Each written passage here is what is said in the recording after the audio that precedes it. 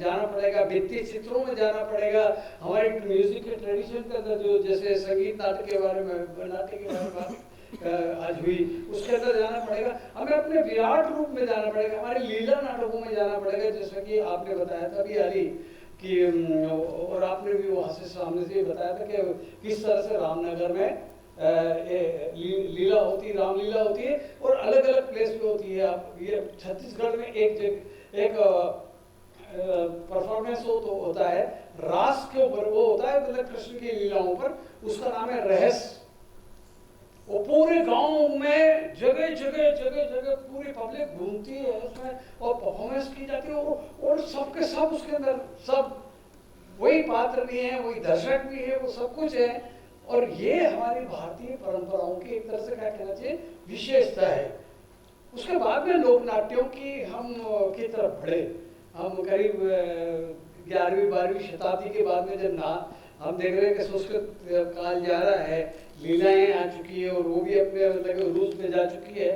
तुर्रा कलगी की कुछ एक मतलब परंपरा थी जिसकी वजह से लोक नाट्यों का आकार आज जिस रूप में नौटंकी को देखते हैं, माच को देखते हैं, तमाशों को देखते हैं, ये इसके बेस में जो है तुर्रा कलगी है। ये तुर्रा कलगी की वजह से ये सब के सब परंपराएं हैं जो मतलब कि विकसित हुई। ये गीत ही नाट्य थे, पहले तो बैठ के गाए जाते थे, बैठक ही होते थे, फिर बाद में खड़े होके गाते थे। अभी भी जैसे लगे नौटंकी के अंदर जो हाथरसी शैली है, खाली एक गमछा लेके अपना जो भी धोती कुर्ता पहने वो गाने गाते हैं, और जब उनको गमछे को कुछ अगर फीमेल रोल कर रहे हैं तो बस इतना करते हैं और सारी जनता समझ जाती है कि ये क्या कर रहे हैं। तो इसका मतलब ये है कि इतनी सहजता है, जैसा कि आपने बताया था वो गोल उसके अंदर परिक्रमा करते हैं। अब यही चीज़ों को अगर हम गुजरात में भवाई के अंदर देखते हैं, वहाँ कुछ नहीं होता है। भवाई शुरू होने के पहले एक रंगला लोटा भर के पानी लेके आता है और ऐसा करके गोल घुमा देता है, मतलब वो जो बीच वाला हिस्सा है वहाँ पे परफॉर्मेंस होगा और उसके चारों तरफ बैठ जाएगी दर्शक। इस तरह की कितनी सिंप्लिसिटी से हमने डिवाइस को तैयार कर लिया कि यहाँ पे है तो हम हैं, और यहाँ पे मतलब जो आएगा आज परफॉर्म करने के लिए वो होगा और बाकी सब यहाँ पे बैठ के देखेंगे। लेकिन उसका आनंद इतने पास में, एक तरह से बिल्कुल पास में होते थे। ये सारी कलाएं जो दूर दूर से देखने वाली नहीं है। हमने रामलीला या कृष्ण लीला कितनी बार देखी है, लेकिन हर बार देखने का जो आनंद है, जो ये आनंद की अनुभूति है, ये हमारी कलाओं की एक तरह से क्या कहना चाहिए शक्ति है। अगर ये नहीं होती तो मतलब कि कुछ भी नहीं होता। तो हमारा मतलब ये है कहने की हमारी जो भारतीय कलाएं हैं वो उसके अंदर उसका गुण है कि वो हम सबको एक साथ जोड़ती है और एक जैसे भाव के अंदर लेके जाती है, और यही इसकी शक्ति है। तो माच में बोलना चाहता था तो बहुत ज़्यादा वो नहीं है, फिर भी मतलब है माच जो है मंच से का अपभ्रंश है। और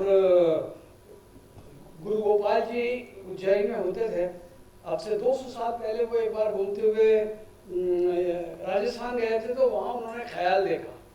तो ख्याल देखने के बाद में उनके दिमाग में जो भी इम्प्रेशन था वो लेके आए और अपने दोस्तों से बात की। तो ये सब अच्छे बड़े बड़े म्यूजिक को समझने वाले लोग थे। तो उन्होंने उज्जैन में एक जगह है भागसीपुरा, वहाँ अपनी एक मंडली शुरू की, सारे अच्छे अच्छे सिंगर लेके, और वहाँ पर उन्होंने 5 खेल लिखे और माच इस तरह से शुरू हुआ। 18x18 का स्टेज आज भी बनता है, उसमें आज भी ढोल बजता है। पहले मतलब कि छोटी शहनाई जो छोटी सी होती थी, पिपड़ी बोलते हैं हमारे यहाँ पे उसको, और ढोल बजता है और सारंगी बजती थी। बस ये 3 इंस्ट्रूमेंट थे जिसके अंदर मतलब पूरी की पूरी गाना गा के, और पूरा हर एक डायलॉग जो है वो गाने के अंदर है। हमारे ये भारतीय नाटकों की या लोक नाट्य परंपराओं की खास विशेषता है कि ये जो कुछ भी है वो ओपेरा है। हमें मतलब फॉरेन से सीखना नहीं, ओपेरा तो हमारे पास में है, और शताब्दियों से हमारे पास में ओपेरा की परंपरा है। हमें मतलब हमें ये साबित करना पड़ता है कि हमारा मतलब ये जो परंपरा है या लोक नाट्य ये बहुत पुराने। अगर हमें 300-400-500 साल या 1000 साल की परंपराओं के साथ में हमारे को जोड़ने की जरूरत पड़े, तो हमारे पास में तो इतनी उससे भी ज़्यादा गहन और गहरी एक तरह से क्या कहना है जर्नी है हमारे पास काम की। तो कहने का मतलब यही है कि नाटक माच भी इसी तरीके की एक शैली से पैदा हुआ। वहाँ भी पहले कोई बहुत कास्ट्यूम वास्ट्यूम नहीं पहने जाते थे, वहाँ भी एक गमछा रख लिया और मतलब के खड़े होकर गाने गाते थे। गाना प्रमुख था, जैसे कि आप नाट्य संगीत के अंदर हम गाना प्रमुख देखते हैं। अभी हमने तो मतलब आपने बताया बहुत सारे भीमसेन जोशी नाट्य संगीत गाते थे, बाबूराव पेंडरकर साहब जो थे वो ग्रेट सिंगर थे। जितेंद्र अभिषेकी ने जितना बंदिशें गाई है मेरा ख्याल है नाट्य संगीत में उतनी किसी ने नहीं गाई है। तो कहने का मतलब ये है कि ये जो आपने बताया किर्लोस्कर पार्टी और फिर बाद में बाल गंधर्व की अपनी भी एक पार्टी उन्होंने बनाई थी, मंडली बनाई थी।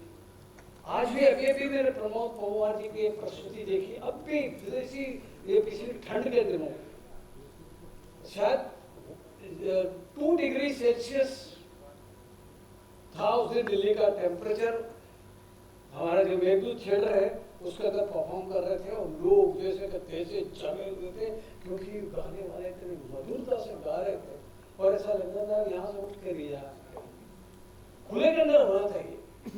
लेकिन लोग बैठे हुए थे और डट के बैठे हुए थे और कोई उनको मेरे इस बात का मलाल नहीं था कि ठंड में परेशान कर रही है, बरसात परेशान कर रही है, या बहुत गर्मी लग रही है, एसी ठीक नहीं है।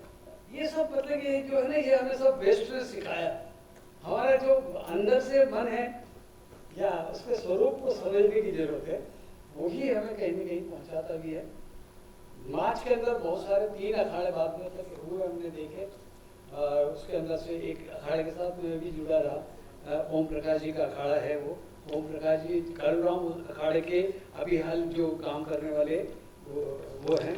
इसमें भैरवनाथ की स्तुति होती है, भैरवनाथ और गणेश जी को बोलते के। तो प्रथम देव गणपति को सुमरे महाकाल के संग नगाड़ा तड़तड़ बाजे, नगाड़ा भी बजता था उस वक्त में, तो नगाड़ा तड़तड़ बाजे। और प्रथम देव गणपति को सुमरे महाकाल के संग, लड्डू खाओ पेड़ा खाओ खूब मचाओ रंग, और ताल बाजे तंबूरा बाजे और बाजे मर्दंग, भैरवनाथ का सोटा बाजे सब मंडली के संग, नगाड़ा तड़तड़ बाजे।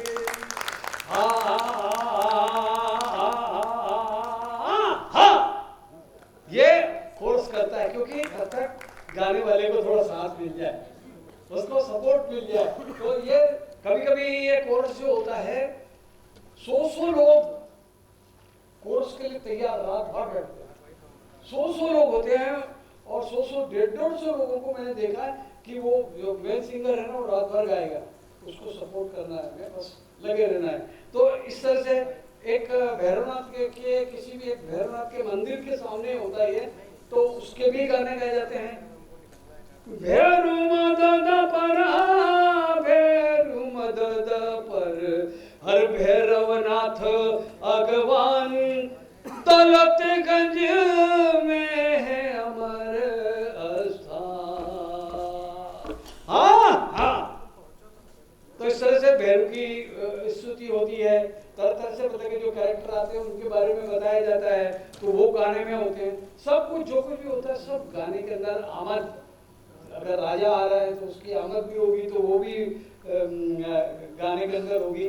और यही हमारे लोक नाट्यों की खास आनंद है कि हम इसको बगैर गाए नहीं कर सकते, क्योंकि भारत का नाम भाव है। भ से मतलब है भाव, र से मतलब है राग, और ल से मतलब भारत का मतलब है ताल। अगर हम इसके अंदर विश्वास रखते हैं तो हम भाषी हैं। जी, तुर्गा कल्की का जिक्र किया था। तुर्गा और कल्की का जिक्र किया। जी जी सर, तुर्गा कल्की है क्या? मेरे मन में इसलिए जिज्ञासा है क्योंकि अवध में तुर्गा कल्की के घराने होते हैं, बिल्कुल अखाड़े होते हैं, उसके उस्ताद होते हैं। तो ये गायन शैली है कि जो नहीं, ये गायन शैली थी। ये बैठ के जैसे आज आप कव्वालियां देखते हैं ना, कंपटीशन होता है, लगभग उसी इसके अंदर उसको पहले राम दंगल भी बोलते थे। एक एक एक एक शिव को मानने वाले हैं, एक अल्लाह को मानने वाले हैं। तो तुफनगीर जो थे वो शैव थे, और शाह अली फकीर जो थे जिन्होंने इसको शुरू किया वो परमपिता उनके लिए अल्लाह था। लेकिन दोनों ही ब्रह्मवादी थे, मानते ये भी ब्रह्म को थे शिव, उनके लिए भी कोई निराकार रूप को मानने वाले, ये भी निराकार, तो इनमें कंपटीशन होती थी और कई दिन तक चलती थी। तो ये दो लोगों के जो नाम बोले यही इसके मतलब जनक हैं और पूरे उत्तर भारत में फैली थी। अभी लखनऊ में कुछ अखाड़े इसके जिंदा हैं। उनके अखाड़े में दंगल होता है। अब तो अखाड़े से बोले जाते थे कि पुरुषों द्वारा पुरुषों के लिए किए जाते थे ना, इसलिए इनको अखाड़ा कहते थे। सही बात तो ये है। जय हिंद।